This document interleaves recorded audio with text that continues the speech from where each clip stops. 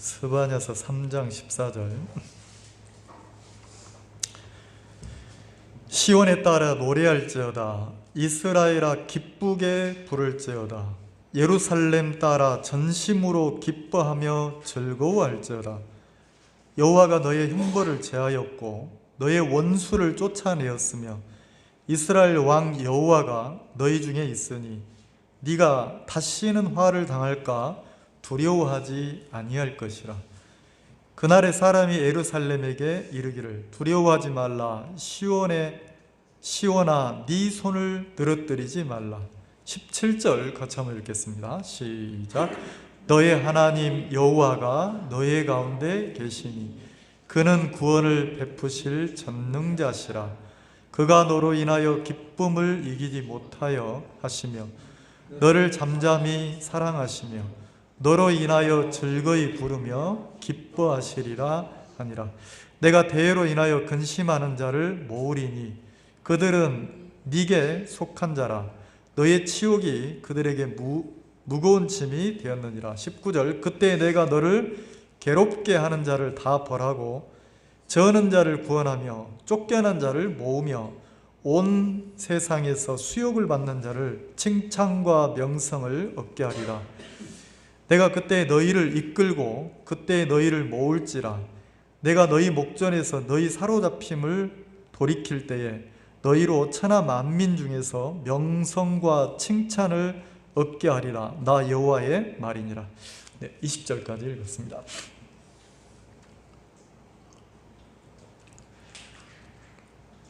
이 스바냐라고 하는 사람의 이름의 뜻이 여호와께서 숨기셨다, 감추셨다 이런 뜻이에요. 이렇게 그 사슴이 사냥꾼을 피해서 막 달려와가지고 그 나무꾼한테 왔을 때 우화에 보면 나무꾼이 나무단 사이에 사슴을 숨겨두시, 어떻게 보면 사냥꾼에게 총에 맞아 죽어야 될 사슴이 나무꾼이 이렇게 숨겨주니까 생명을 얻잖아요.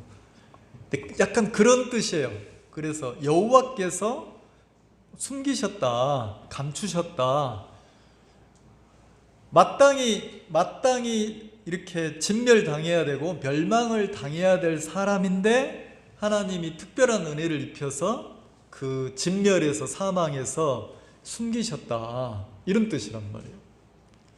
그래서 이 스바냐 선지자는 남유다가 멸망하기 직전에 그 남유다 사람들을 향해서 하나님이 그 1장에 보면 스바냐서 1장 2절에 여호와께서 가라사대 내가 지면에서 모든 것을 진멸하리라.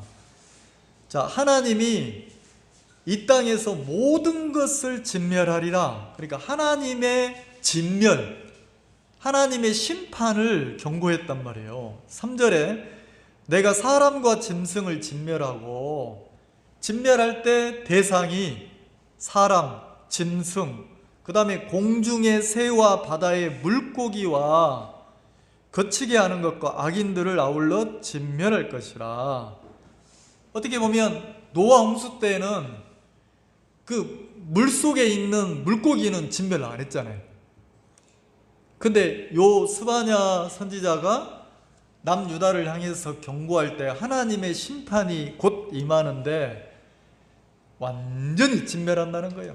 사람, 동물, 공중의 새, 바다의 물고기 다 진멸한다는 거죠. 근데 이제 진멸하는 이유가 3장 1절에 보면 예루살렘이 패역했다는 거죠. 그러면 예루살렘 그러면 이 세상에서 가장 거룩한 장소가 어디냐면 예루살렘이에요. 가장 깨끗하고 아름다워야 될 장소가 예루살렘이라는 거죠. 왜냐하면 그 예루살렘에는 성전이 있고 그 성전에 여호와께서 임하여 계시는 곳이 장소란 말이에요. 그러니까 하나님이 거하시는 곳에는 가장 거룩하고 깨끗하고 아름다워야 될 장소인데, 이 하나님이 진멸하는 이유가 뭐냐면 예루살렘이 패역했다는 거예요. 그 3장 1절에 보면. 그리고 또 뭐라 하겠냐면 더러워졌다는 거죠. 더러운 곳이 됐다는 거예요. 더러워졌다는 것은 이렇게 이방 그 우상을, 이방 문화를 흡수하고 받아들인 거죠. 그래서 그 포악한 곳, 포악이니까 이제는 악한 길로 자기 이익을 위해서 손익계산을 해서 신앙인으로서, 하나님을 섬기는 사람으로서, 생명을 사랑하는 사람으로서 그쪽으로 흘러가면 안 되는데, 이제는 마음에서 악한 길로 자기를 내어주고 가는 거죠. 포악한 쪽으로. 자, 포악한 단어는 막 이렇게 순수한 단어가 아니잖아요. 무슨 힘을 쓰고 자기 어떤 방법과 수단을 써가지고 자기 이익을 위해서 교묘하게 생명을 죽이고 이용하는 게 포악이란 말이에요.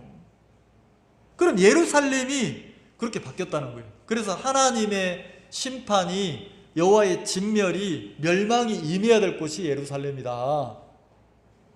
그러면 요 3장 1절에 패역한 예루살렘, 더러워진 예루살렘, 포악한 예루살렘, 이걸 보면 지금 현재 방금 간증하신 분이 무슨 이렇게 교회에 대해서 교회가 잘못된 것이 많다 막 이렇게 얘기하셨는데 실제로 그렇잖아요.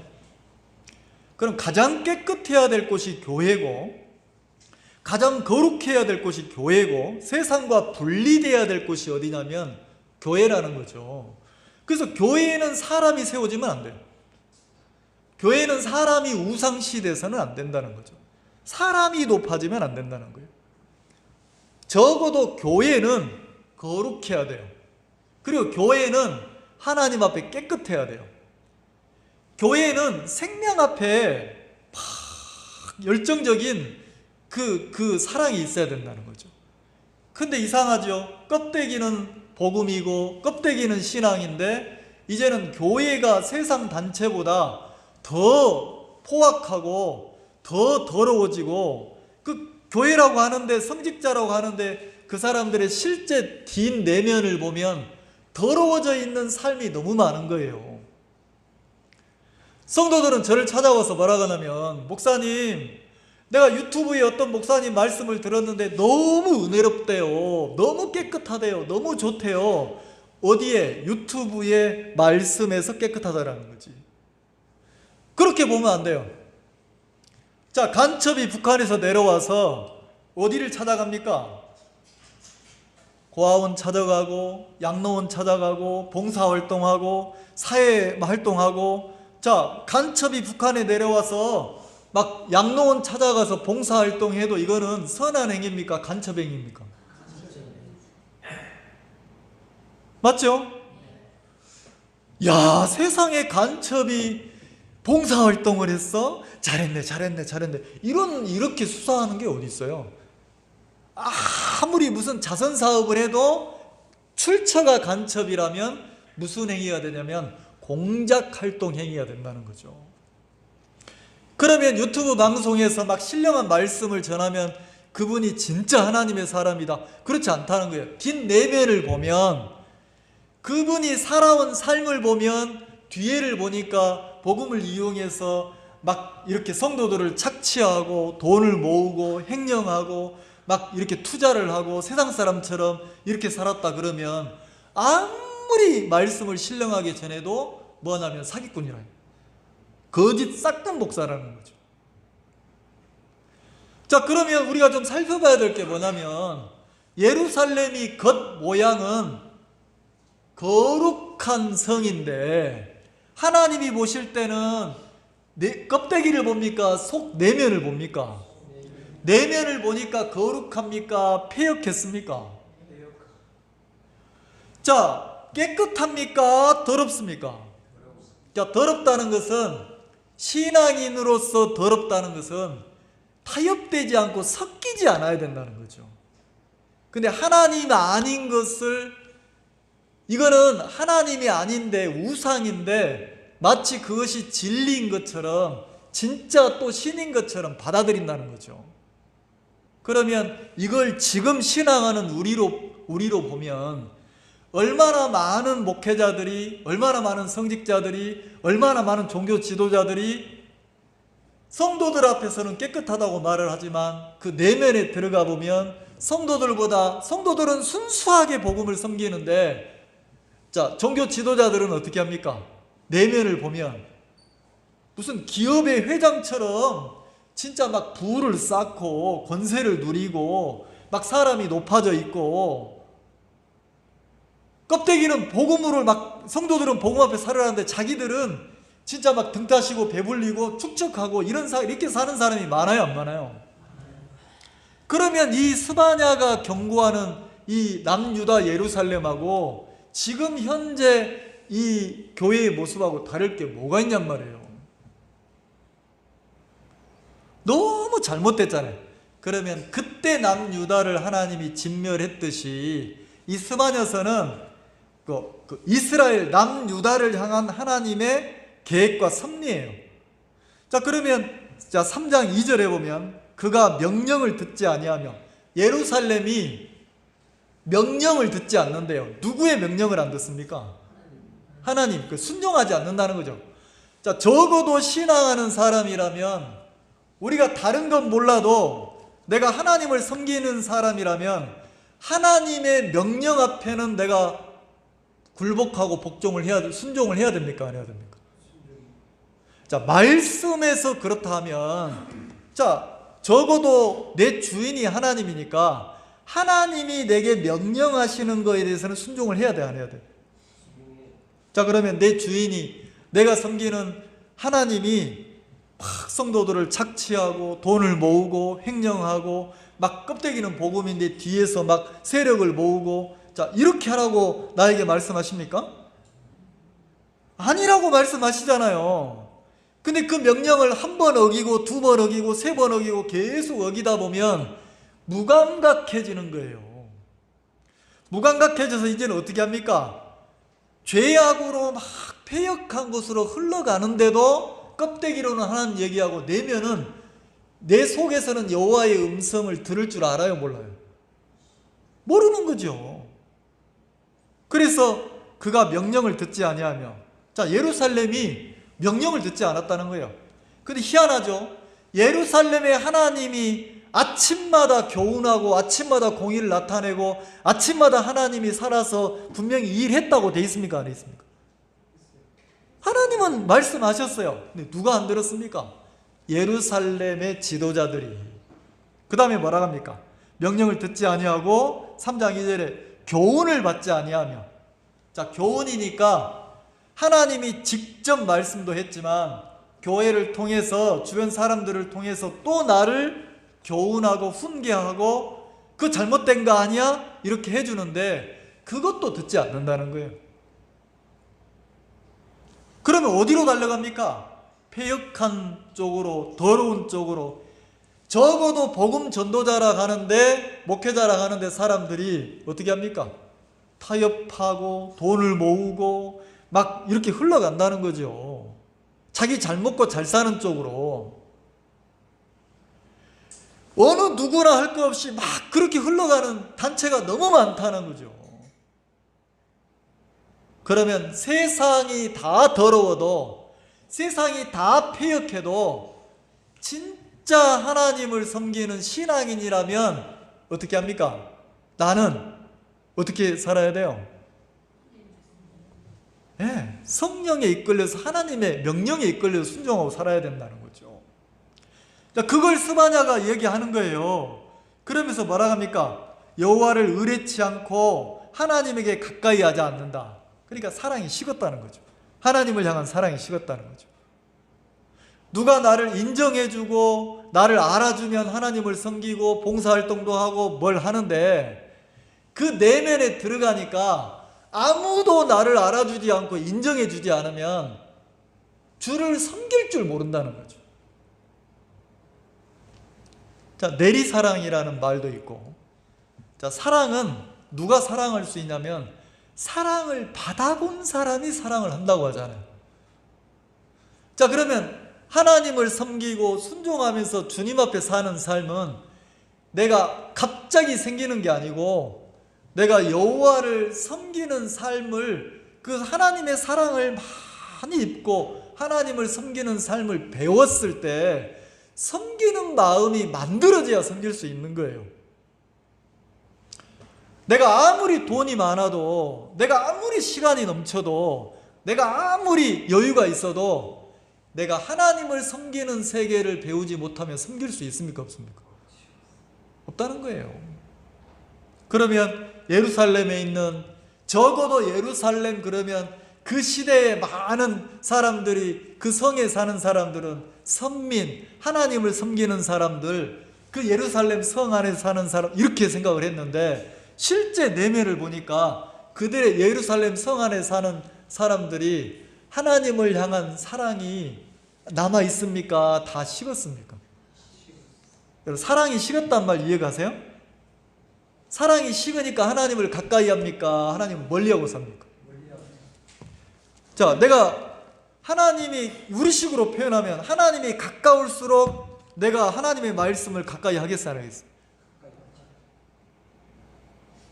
내가 하나님의 사랑이 뜨거울수록 내가 하나님 앞에 기도하고 주를 찾고 주님과 사귐이 깊겠습니까? 안 깊겠습니까? 근데 내 속에 마음이 식으면 머리로는 아는데 이 말씀이 내게 가까이 돼요? 하나님이 가까이가 돼요? 안 된다니까. 절대 안 된다니까. 그럼 마치 예루살렘이 겉모양은 하나님을 섬기는 삶을 사는 사람처럼 보이는데 실제로는 그 성 안에 사는 사람들이 하나님을 가까이 하고 살았습니까? 하나님 가까이 하지 않고 살았습니까? 그 3절에 보면, 2절에 보면 그렇게 돼 있잖아요. 그 다음에 3절에 뭐라고 합니까? 그 가운데 방백들이니까 통치자들, 예루살렘의 지도자들, 관리들, 우리 신앙하는 사람으로 말하면 지금 목사들, 장로들, 막 이런 사람들이란 말이에요. 근데 그 방백들은 부르짖는 뭐라고요? 사자. 사자가 어떻게 합니까? 먹이를 잡으려고, 자기 배 불리려고 소리를 지르고 있다는 거죠. 그러면 이 방백들이 소리를 지르는 것처럼 막 성도들을 향해서 복음 앞에 살으락 하고 믿음으로 살으락 하고 막 소리를 지르는데 내면은 왜? 누구 먹고 살려고? 그거는 통치자 아니라는 거죠. 그거는 잘못됐다는 거죠. 자, 재판장들, 판결자들이 어떻게 합니까? 이리 같대, 이리.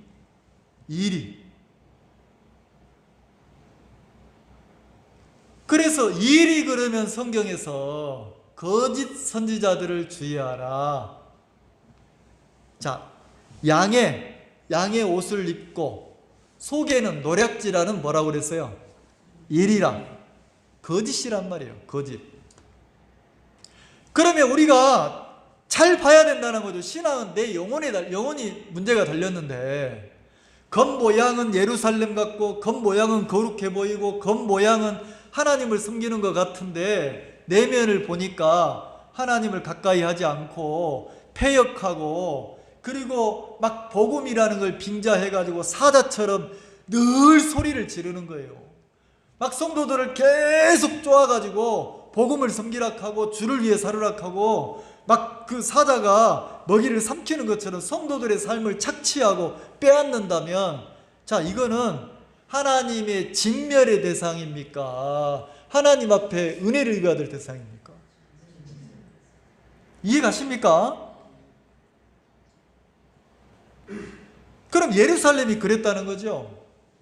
그래서 하나님이 예루살렘을 진멸하고 심판하겠다고 이 스바냐 선지자를 통해서 외치는 거예요. 근데 여호와의 심판 속에는 반드시 하나님의 진멸이 들어있고 그 심판 진멸 속에 반드시 뭐가 들어가 있습니까? 하나님의 은혜가 들어가 있는 거예요. 근데 그 진멸 속에 오늘 읽은 이 말씀을 보면 14절에 시온에 따라 노래할지어다 그랬어요. 자, 시온이 어딜 가리킵니까? 예루살렘을 가리키는 거예요. 자, 방금 전까지는 예루살렘을 진멸의 대상이라고 그랬어요. 왜요? 예루살렘을 보니까, 하나님의 눈으로 보니까 겉모양이 거룩한 곳이고 아름다운 곳이고 깨끗한데 내면을 보니까 더럽고 패역하고 포악해서 근데 14절에는 그들이 진멸의 대상인데 14절에 보니까 바뀌었어요. 어떻게 바뀌었습니까? 시온에 따라 노래할지어다. 그러니까 예루살렘 보고 노래하라는 거죠. 자, 이스라엘아 기쁘게 찬송을 부를지어다. 이스라엘아 기쁘게 찬송을 부를지어다. 그 다음에 또 뭐라 하겠습니까? 예루살렘 따라 전심으로 기뻐하며 즐거워할지어다. 자, 그러면 예루살렘이, 시온이, 자, 이스라엘이 막 기뻐하면서 하나님을 찬양하고 노래하려면 뭐 해야 되냐면 하나님의 특별한 은혜를 입어야 된다는 거죠. 특별한 사랑을 입어야 된다는 거죠. 진멸의 대상인데. 근데 뭐라고 합니까? 15절에 왜 노래하라 하느냐? 왜 즐거워하라 하냐? 15절 같이 읽어봅시다. 시작. 여호와가 너의 형벌을 제하였고 너의 원수를 쫓아내었으며 이스라엘 왕 여호와가 너희 중에, 자, 세 가지 이유를 댔어요. 네가 노래해야 될 이유, 네가 기쁘게 찬양해야 될 이유. 첫 번째, 하나님이 너의 형벌을 뭐 했다고요? 네가 받아야 될 심판을 하나님이 제거하셨다는 거죠. 없앴다는 거죠. 죄악에 대한 심판에 대한 형벌을, 네가 받아야 될 형벌을 하나님이 제거했다, 없앴다는 거예요. 자, 내가 받아야 될 형벌이 없어졌어. 내가 죄로 인해서 받아야 될 하나님의 심판의 형벌이 내게서 지나갔어, 없어졌어. 그러니까 찬양하라는 거죠. 그 다음에 뭐라고 합니까? 너의 원수를 뭐 했다고요? 내 원수를, 자, 그럼 우리의 원수가 누굽니까? 마귀잖아요. 근데 이 마귀를 뭐 했다고요? 쫓아냈다는 거지. 쫓아냈다는 것은, 자, 왕으로 딱 군림해가지고 막 포악한 쪽으로, 더러운 쪽으로, 악한 쪽으로, 하나님의 저주를 받는 삶 쪽으로 왕이 딱 자리를 잡고 마귀가 예루살렘 성 안에 있는 사람들을 속였는데, 이제 그 마귀가, 원수가 뭐 했다고요? 쫓겨났다는 거지. 그러면 원수인 마귀가 왕권을 빼앗겨서 쫓겨났으면 이제는 그 권세를 잃어버렸잖아요. 그럼 이제 그 자리에 누가 왕으로 딱 서겠다는 겁니까? 이스라엘 왕 그랬잖아요. 이스라엘 왕 누굽니까? 여호와가. 이제는 누가 왕으로 딱 자리를 잡는다는 겁니까? 하나님이, 여호와 하나님이.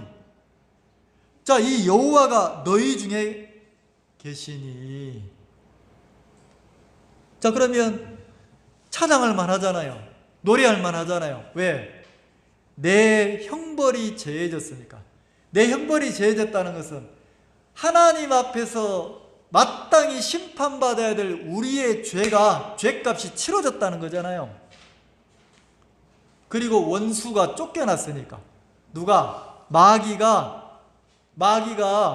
쫓겨났으니까. 그리고 이제 우리 속에 누가? 여호와가, 하나님이 우리와 함께 하셔서 우리를 이끄신다는 거예요.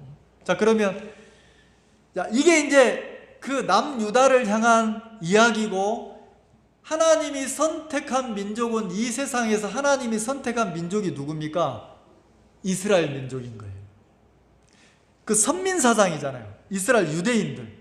그 유대인들을 향한 하나님의 약속과 사랑을 기록한 거지만, 이거를 지금 우리 신앙하는 우리한테 좀 적용을 해보면, 자, 그러면 우리가 받아야 될 죄의 형벌을 제하신 분이 누굽니까?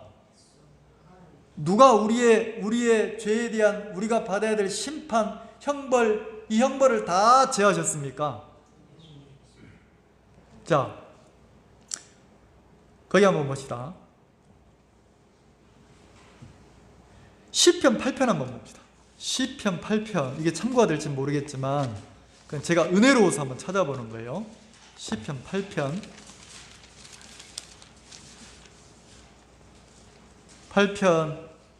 4절. 다윗의 시인데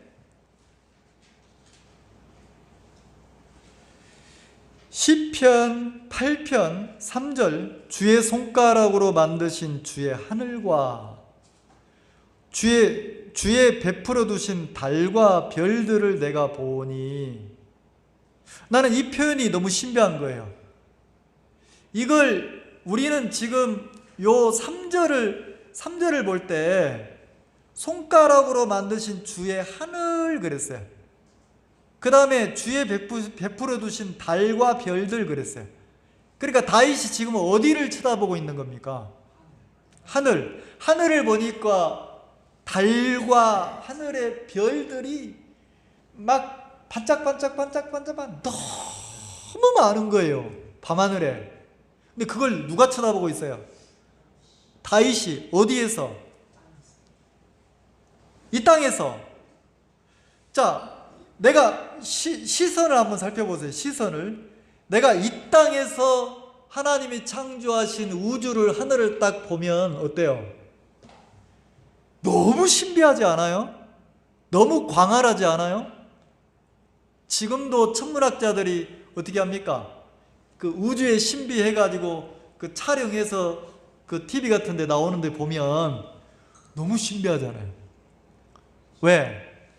우리가 빛의 속도로 자, 빛처럼 빨리 달려가야만이 태양까지 몇 분이 걸려요? 몇 분이 걸려요? 그 걸리죠? 8분 몇 초라고 하잖아요. 근데 이 태양계를 지나서, 우주를 지나서, 은하를 지나서 가도 끝이 있어요, 없어요? 그러면 우주를 보면서 다윗이, 나는 그 마음이 들더라고요. 내가 우주를 볼 때 하늘을 쳐다보면서 하늘의 별과 달을 보면서 내가 대단한 존재야, 이렇게 생각하는 사람 있어요? 나라는 존재는 진짜 막 있으나 마나 하는 먼지 같은 존재구나. 우주에 비해서 내가, 하늘의 별들에 비해서 내가 먼지 같은 존재구나. 왜? 저 반짝반짝 빛나는 그 별들 중에 있으나 마나 하는 작은 행성 지구에 살고 있는 게 나잖아요. 근데 그 지구에서도 보이지도 않는 그 티끌 같은 게 나잖아요. 맞죠? 근데 반대로 그 우주를 창조하신 하나님 쪽에서 다윗을 한번 보세요. 자, 4절 같이 한번 읽읍시다.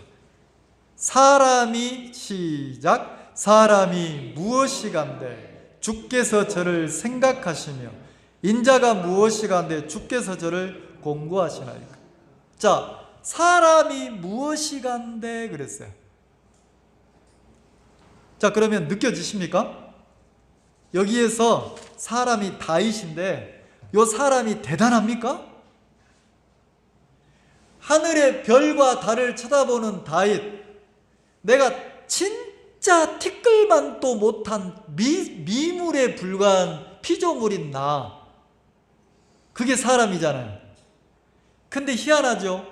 그 우주 만물을 창조하신 하나님이 누구를 생각하는데요? 주께서 저를 뭐 하신다고요? 생각하신대요. 그럼 어떤 생각을 하십니까? 하나님이 다윗을 생각하실 때 어떤 생각을 하세요? 다윗을 사랑하고 다윗에게 은혜를 베풀고 싶고 다윗에게 긍휼을 입히고 싶고 다윗에게 하늘의 소망을 주고 싶고 막 하나님의 축복을 다윗에게 주고 싶어요, 안 주고 싶어요? 주고 싶잖아요. 다윗을 통해서 하나님의 사랑을 막 나타내고 싶잖아요. 자, 다윗을 통해서 하나님을 나타내려면 다윗이 뭐 해야 됩니까? 하나님의 은혜와 긍휼과 사랑을 막 진짜 넘치도록 그 사랑을 입어야 돼, 안 입어야 돼요? 만약에 여기 있는 형제님이, 찬송 지연의 형제님이, 자, 이거 이해가 될란가 모르겠네. 자, 저 형제님이 목사님을 나타내려면 목사님의 사랑을 많이 입으면 세상 모든 사람이 목사님을 욕해도 저 형제가 목사님의 사랑을 가득 입으면 이 형제가 목사님을 욕하겠습니까? 목사님께 감사하겠습니까? 이게 이해 가십니까? 이게 이렇게 설명해서 맞을지 모르겠는데, 자, 다윗이 하나님의 사랑을 넘치도록 입으면 다윗을 통해서 하나님의 영광이 나타납니까? 안 나타납니까? 이 말 이해가시죠? 그래서 4절에 보면 다윗이 사람이 무엇이간데 주께서 저를 생각하시며 그랬어요. 그러니까 이걸 다윗으로 표현하면 하나님, 나 같은 다윗, 목동이었던 다윗, 진짜 양치기 다윗, 아무것도 아닌 미물에 불과한 나를 하나님이 왜 왕으로 세우십니까? 왜 나를 사랑하십니까?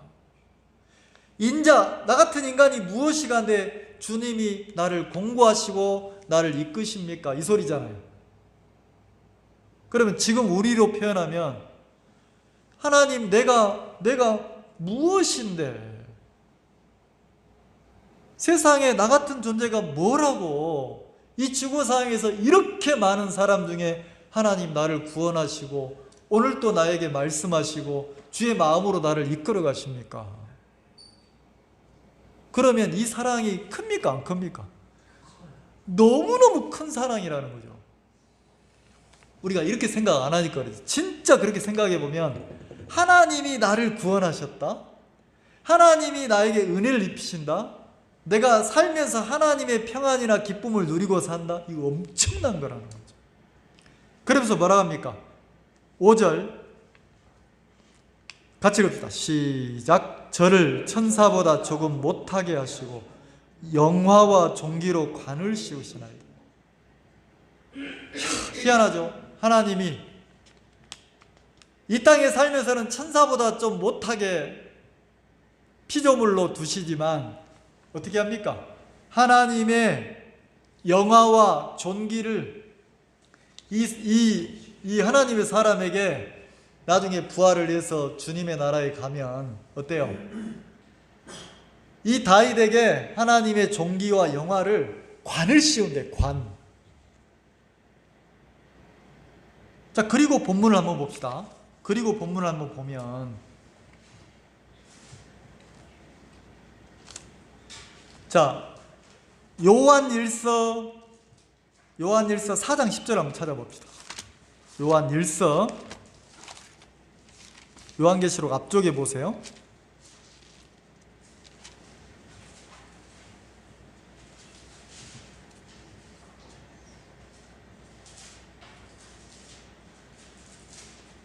(4장 10절) 찾으셨죠?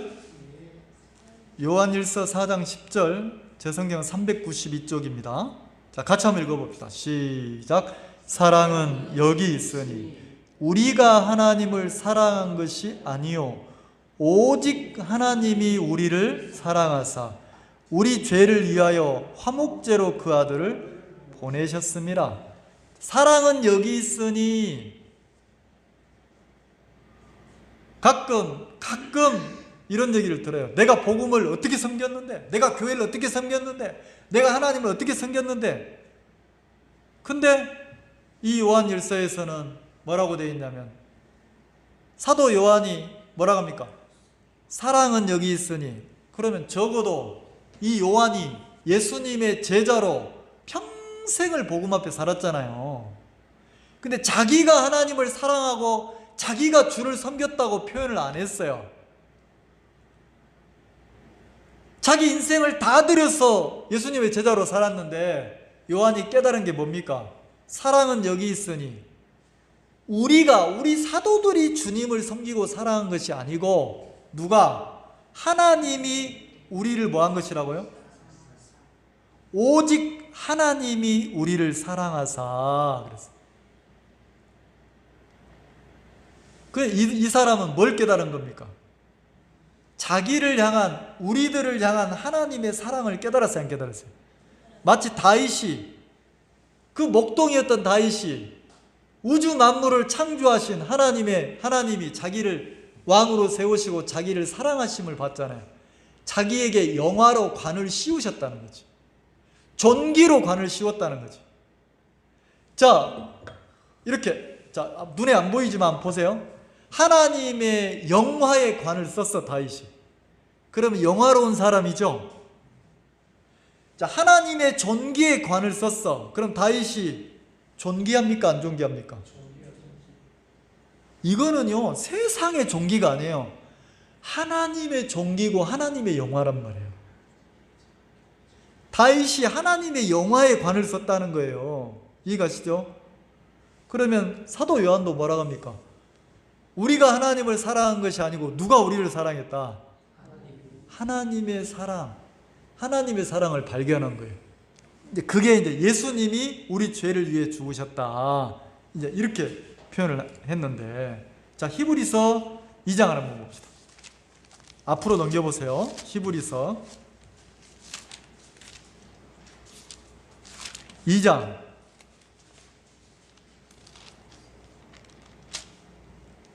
14절.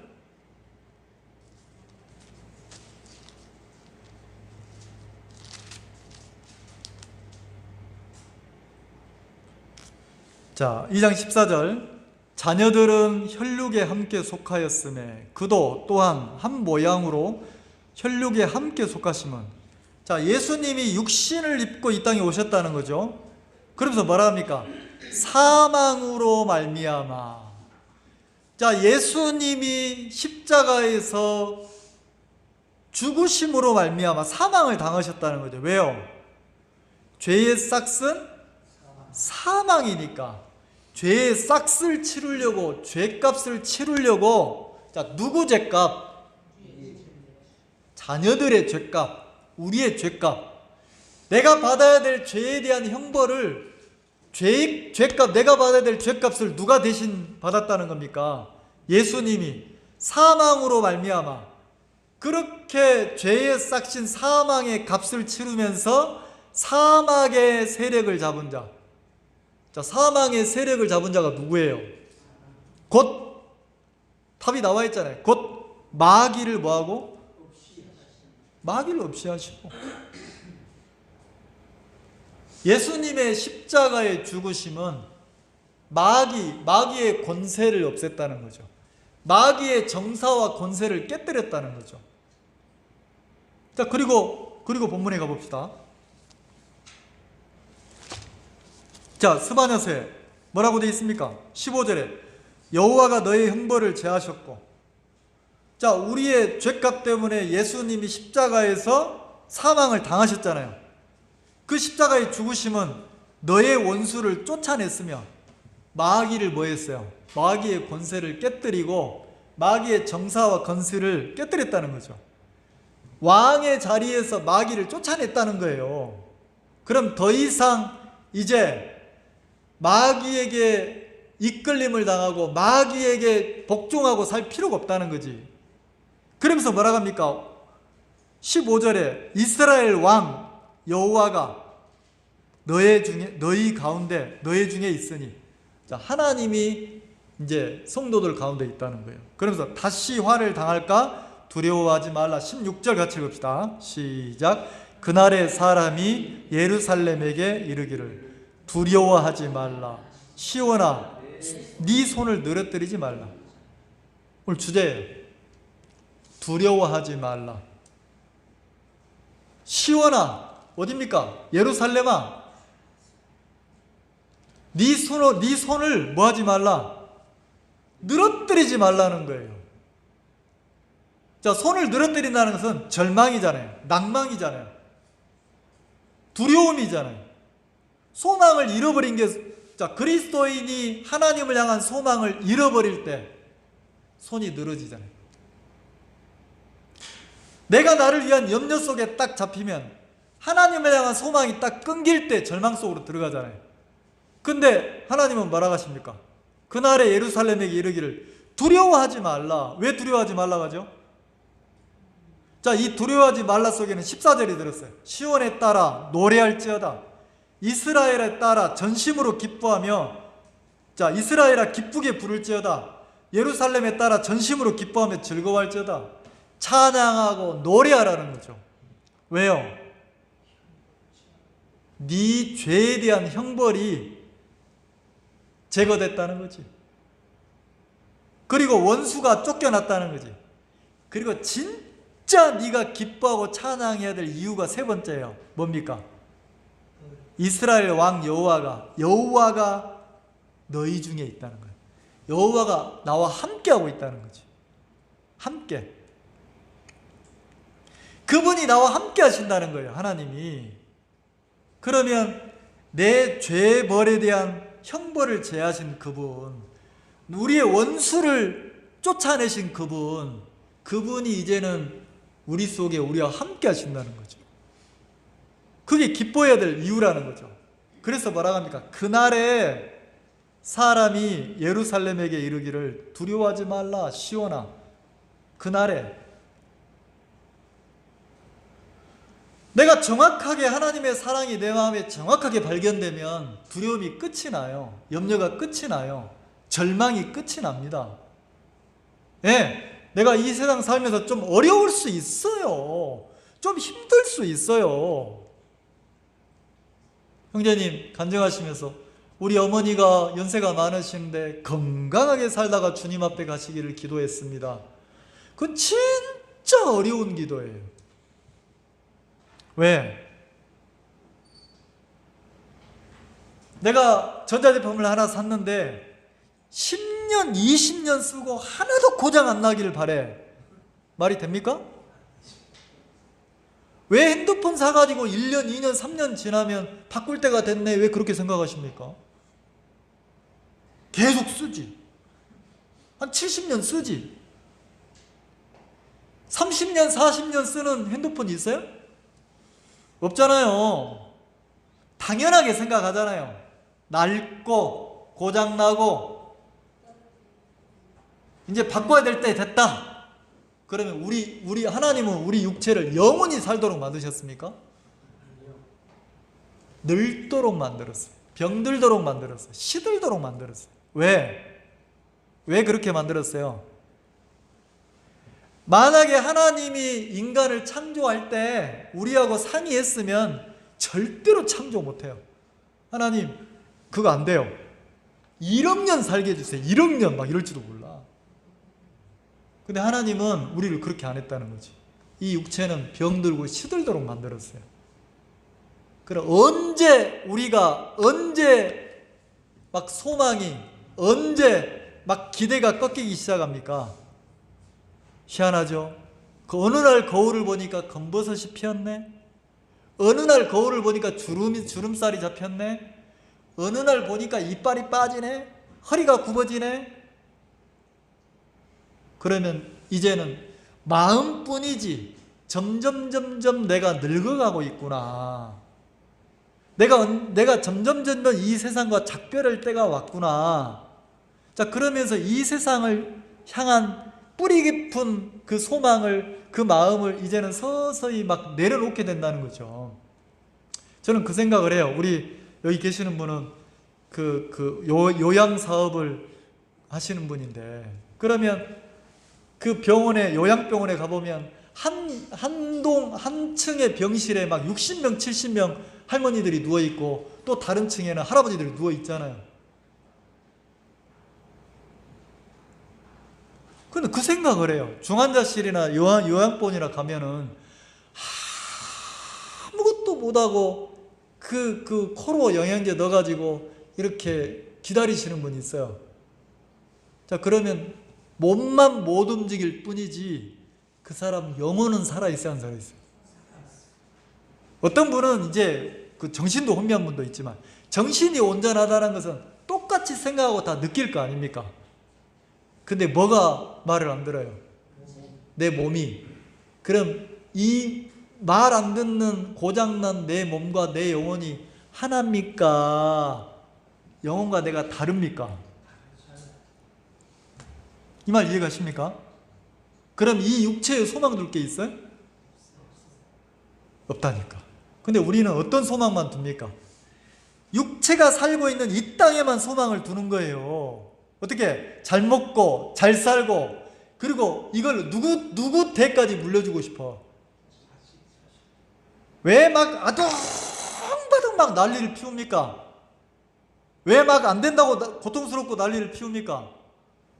이 땅에서 조금 더 쌓아가지고 더 축적해서 나도 이 땅에서 잘 먹고 살고 이걸 누구한테 물려주고 싶어? 내 손자 손녀 때까지 물려주고 싶잖아요. 이놈들이 어디에서 고생 않고 어디에서 잘 살으라고? 이게 하늘의 소망입니까? 어떻게 보면 하나님이 볼 때는 기가 막힐 거 아닙니까? 우리가 일부러 못 살자 그 소리는 아니에요. 근데 우리가 이 땅에서 은혜를 누리고 살지만 마음의 소망은 어디에 둬야 됩니까? 하늘의 소망을 두고 사는 거잖아요. 그게 진짜 신앙이잖아요. 그러면 손을 늘어뜨리지 말라는 거죠. 그러면 이 멸망과 저주를 받아야 될 예루살렘이 이제는 누구 때문에 손을 늘어뜨리지 않고 누구 때문에 찬양합니까? 하나님 때문에. 그래서 우리가 부르는 찬송 중에 이게 뭐 예루살렘을 향한 거지만 너무 놀랍잖아요. 17절에 너의 하나님 여호와가 너의 가운데 계십니다. 너의 하나님 여호와가 너의 가운데 계시니 그는 구원을 베푸실 전능자 전능자시라.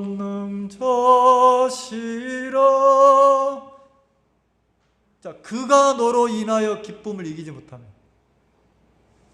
하나님이 나로 인해서 기쁨을 주체를 못하겠대. 누구를 인해서? 나로 인해서. 그러면 내가 하나님의 형상을 따라 지어진 내가 이 세상에 뿌리를 내리고 이 세상에 소망을 두고 막 이 세상 일에 근심하고 있으면 하나님이 기쁠까요?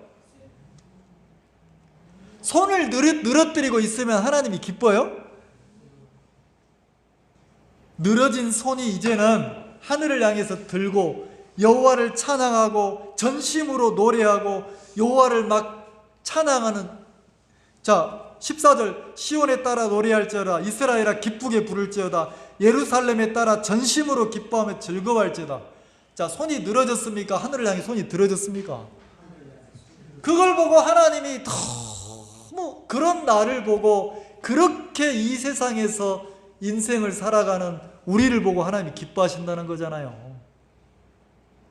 그러면 신앙이 뭡니까?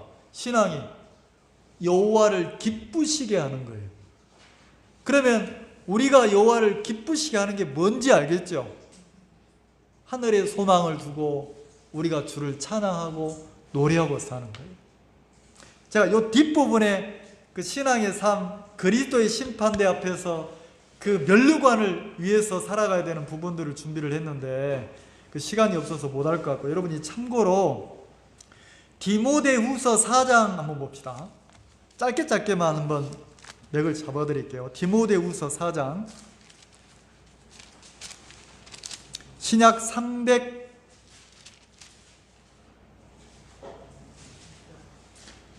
346페이지, 디모데후서 4장 8절. 이제 후로는 나를 위하여 의의 면류관이 예비되었으므로 그랬어요. 사도 바울이 뭐라 하겠습니까? 디모데에게 편지를 써서 나의 7절에 보면 내가 선한 싸움을 싸우고 나의 달려갈 길을 마치고 믿음을 지켰으니, 바울이 평생 복음 앞에 하나님의 종으로 하나님을 왕으로 삼고 하나님에게 이끌려서 왕명을 따라 살았어요, 안 살았어요? 자, 자기 믿음의 삶을, 믿음을 잃어버리고 살았습니까? 믿음으로 신앙인으로 살았습니까? 그 삶을 마쳤다는 거예요. 8절. 그리고 뭐라 했습니까? 바울이 이제 후로는 나를 위하여 의의 면류관이 예비되었으므로. 자, 그러면 복음 듣고 거듭나서 구원만 받고 세상 사람처럼 살면 하나님이 의의 면류관을 줍니까? 아니잖아요. 바울의 간증처럼 믿음을 지키고 신앙인으로 살다가 주님 앞에 설 때 하나님이 그 사람을 그냥 마는 게 아니고 의의 면류관으로 관을 씌운다고 되어 있습니까? 안 되어 있습니까? 의의 면류관. 그러면 의의 면류관을 받는 삶을 사는 게 그리스도인으로 복되지 않습니까? 이 세상 살면서도 복되고 주님 앞에 서서도 의의 면류관을 받으니까 얼마나 영광이냐는 거지. 관 씌운다는 거죠. 자, 그 다음에 또 하나만 살펴봅시다. 베드로전서 5장 한번 봅시다. 베드로전서 5장 뒤로 넘겨보세요. 자, 베드로가 이렇게 말을 했어요. 직분인데 베드로전서 5장 3절 맡기운 자들에게 주장하는 자세를 하지 말고 오직 양 무리의 본이 되라. 자, 양을 맡겨줬다는 거죠. 양을 맡겨준 자들에게 주장하는 자세를 하지 말고 양이 목자를 따라가는 것처럼 양을 맡겨준 그분을 따라서 양을 치라는 거죠. 그러니까 맡았다는 것은 직분이잖아요. 직분. 근데 그 직분을 맡았는데 충성되게 행하라는 거예요. 4절 그리하면 목자장이 나타나실 때에 시들지 아니하는 영광의 면류관을 뭐하리라? 내가 거듭나서 신앙인으로 살면서 내가 원하도 원치 않던 하나님이 교회가 나에게 직분을 줄 때가 있어요. 형제님은 찬양 인도를 좀 하세요. 형제님은 재정을 좀 맡아서 보세요. 자매님은 부엌의 일을 좀 맡아서 하세요. 자, 교회가 하나님이 나에게 직분을 맡겼을 때 그 직분을 맡겨준 분의 마음을 따라서 충성되이 행할 때, 그렇게 살 때 그 직분을 충성되 복음의 일을 충성되게 행할 때 뭐라고 되어 있습니까? 어떤 면류관을 받는데요? 영광의 면류관을 받는다는 거죠. 영광의 면류관을. 그러면 이게 표면적인 직분뿐만 아니라 내가 성도로서 하나님이 나에게 주는 마음을 따라서 내가 살아갈 때 어떤 사람은 영광의 면류관을 받기도 한다는 거죠. 야고보서 1장 12절이나 계시록 2장 10절에 보면 생명의 면류관도 있어요. 생명의 면류관. 환난 속에서 핍박을 이기고 환난을 이기고 시련을 이기고 믿음을 지키고 하나님을 섬긴 사람들에게 생명의 면류관을 준다겠다는 거죠. 그 외에도 또 그런 것들이 있지만, 그러면 신앙인으로서 그리스도의 심판대 앞에 섰을 때 우리가 신앙을 지키고 산 사람들에게 신앙 없이 인생을 살다가 구원받은 사람이 그냥 살다가 죽는 거하고 완전히 다르다는 거예요. 그러면 거듭난 성도로서 우리가 믿음을 지키고 살아가는 이 삶이 의미가 있지 않습니까? 가치가 있지 않아요? 오늘날 보니까 우리가 주님이 딱 오셨는데 보니까 민우가 의의 면류관을 딱 쓰고 있어. 그때 뭐라 합니까? 존귀, 영광을 씌워줬다는, 다윗이 말한 것처럼. 그러면 우리가 믿음으로 살아간 삶에 대한 보상을 하나님이 분명하게 주겠다고 약속을 했어요, 안 했어요? 이 땅을 살면서도 믿음으로 사는 게 복되고 그 삶에 대한 보상도 하나님이 철저하게 하겠다고 성경은 기록했다는 거죠. 자, 스바냐서 3장에 그 뒷부분도 그래 되어 있어요. 19절에 그때 내가 너희를 괴롭게 하는 자들을 다 벌하고 저는 자를 구원하며 쫓겨난 자를 모으며. 하나님이 구원하고 모은대요. 누구를? 저는 자, 쫓겨난 자, 수욕받는 자. 왜 접니까? 왜 쫓겨났습니까? 왜 수욕을 받았습니까? 이들이 믿음을 지키고 산 것에 대한 핍박인데 그 수모나 치욕에 대한 대가를 하나님이 반드시 치러주겠다는 거예요. 뭐라고? 칭찬과 명성을 얻게 하리라. 이렇게 19절에 되잖아요. 그리고 20절에도 뭐라고 되어 있습니까? 내가 그때 너희를 이끌어 그때 너희를 모을지라. 그러면서 뭐라고 그래요? 내가 너희 목전에서 너희 사로잡힘을 돌이킬 때 너희로 천하 만민 중에서 명성과 칭찬을 뭐하리라? 얻게 하리라. 하나님의 사랑을 입고 그 사랑 안에서 주를 섬기고 살아간 사람들에 대해서 반드시 반드시 하나님이 명성과 칭찬을 뭐하게 하겠다고 합니까? 얻게 하리라. 그럼 신앙인의 삶은 아름다운 거예요. 신앙인의 삶이 아름답단 말이에요. 한 절만 읽고 마치겠습니다. 베드로전서 1장.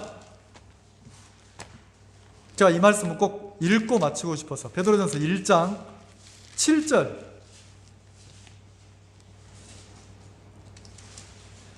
자, 이 세상에서 뭐가 가장 가치 있을까요?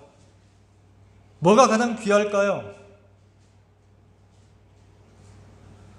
사도 베드로는 이렇게 얘기합니다. 7절 같이 읽읍시다. 시작. 너희 믿음의 시련이 불로 연단하여도 없어질 금보다 더 귀하여 예수 그리스도에 나타나실 때 칭찬과 영광과 존귀를.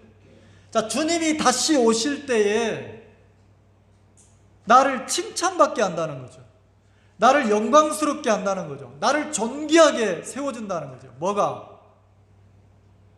주님이 다시 오실 때 나를 막 칭찬하고 영광스럽게 하고 진짜 귀하게 해준다는 거예요. 뭐가? 너희 믿음이. 뭐가요? 믿음이. 그 믿음을 베드로는 뭐라 하겠습니까? 우리가 가진 이 믿음 뭐보다 귀하다고요? 불로 연단한 금이 정금보다 귀하다는 거예요. 정금보다. 여러분이 가진 믿음이 금덩어리보다 귀하대요. 베드로가. 왜 귀하다고 합니까? 주님이 다시 오실 때 그 믿음 때문에 너희가 영광을 입는다. 칭찬을 받는다. 존귀를 입는다는 거예요. 그 믿음 때문에. 근데 마귀는 얼마나 많은 성도들에게 이 믿음을 저버리고 어떻게 살게 만듭니까? 불의하게, 타협돼서 더럽게 살게 만들잖아요. 껍데기만 신앙인 모양이고 내면은 더러워져 있고 타협하고 세상에 소망을 두고 돈 모으고.